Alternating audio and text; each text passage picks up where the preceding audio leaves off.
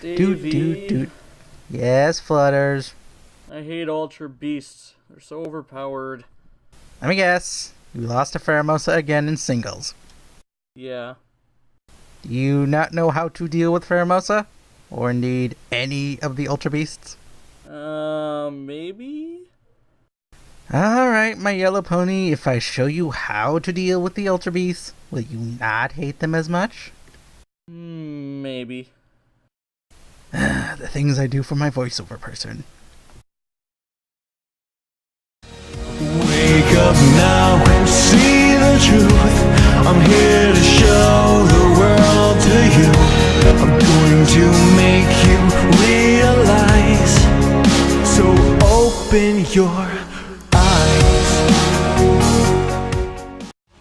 Alright, Flutters, before I begin this guide, I'm going to show you a video in regards to Ultra Beasts. And it's just a recording of me battling on Rated using my own Ultra Beast, and just steamrolling with them.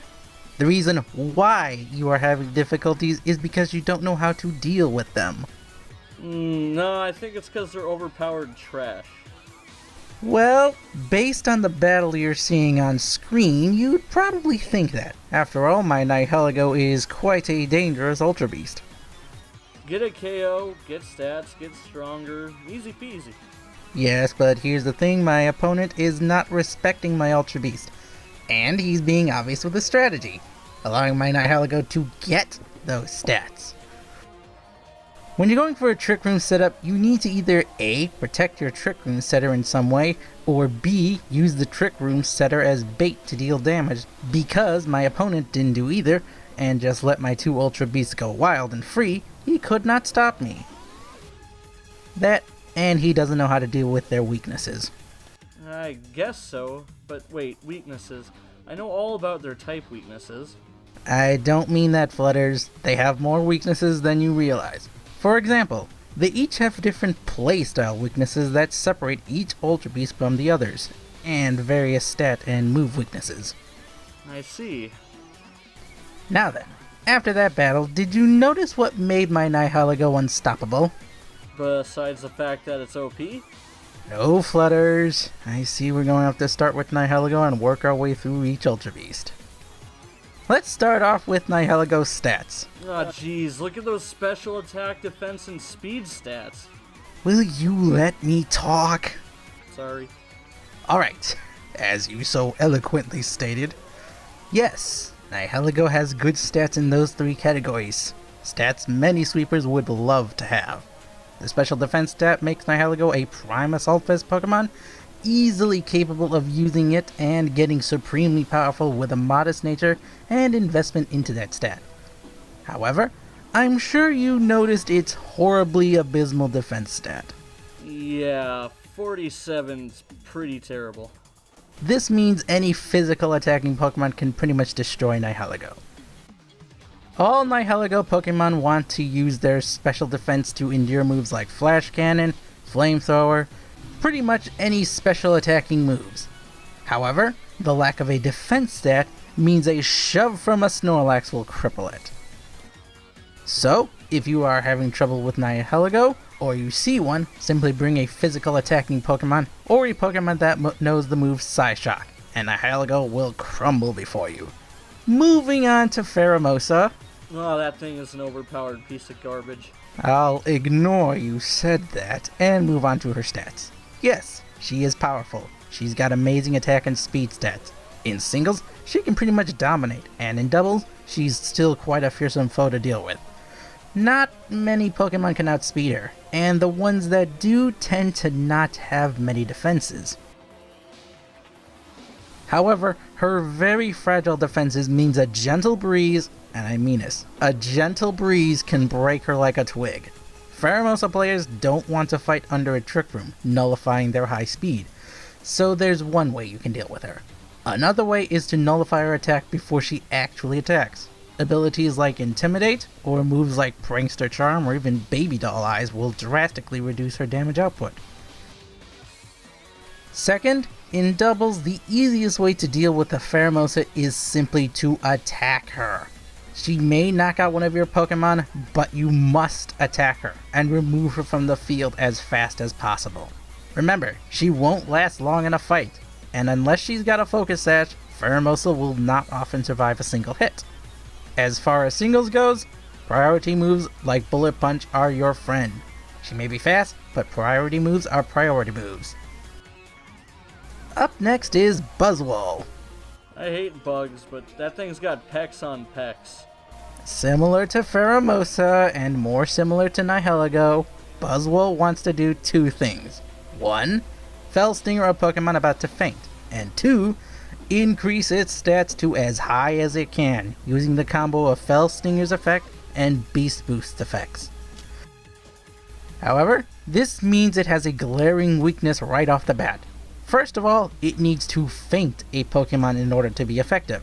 If you avoid letting it knock out a Pokemon, it can't gain those stats to become unstoppable.